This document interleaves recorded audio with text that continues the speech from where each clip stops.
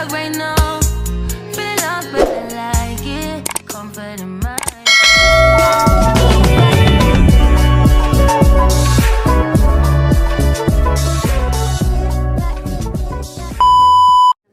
So, what's up mga guys? Andito nga tayo sa sendera ni Aling Esther.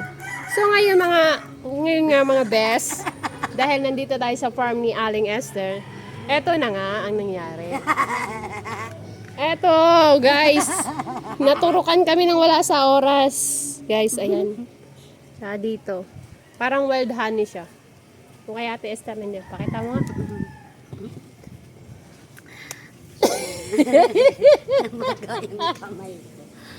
Dahil sa kanyang katarantahan, inaihagis niya nga po yung itak sa akin. At kami ay pinagkakagat, guys. So, ayun lang muna guys. At mamaya ay mag-update tayo kung ano pa ang mga mangyayari. Kung papatayin ba namin o susunugin namin niya, pausukan namin niya para mawala. Kasi ang sakit talaga. Grabe yan guys. Oh. Pag Parang- ano yung mata niyan, ay oo nga, Arus, oo. Naturukan para Ayun, kami ayun, naturukan ng Antay-titano. anti-tetano. Uy, ayan o. Ayan Yan o. lang muna guys. Ano yan? Ay, ito, yun. So yan. Ano pa? Dami. Aray ko.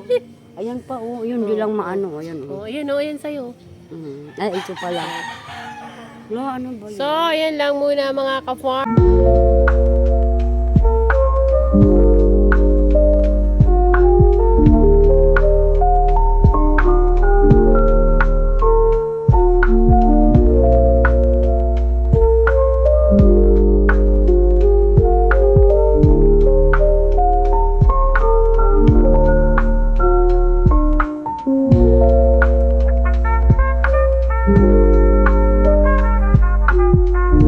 So, yan lang muna mga ka-farm.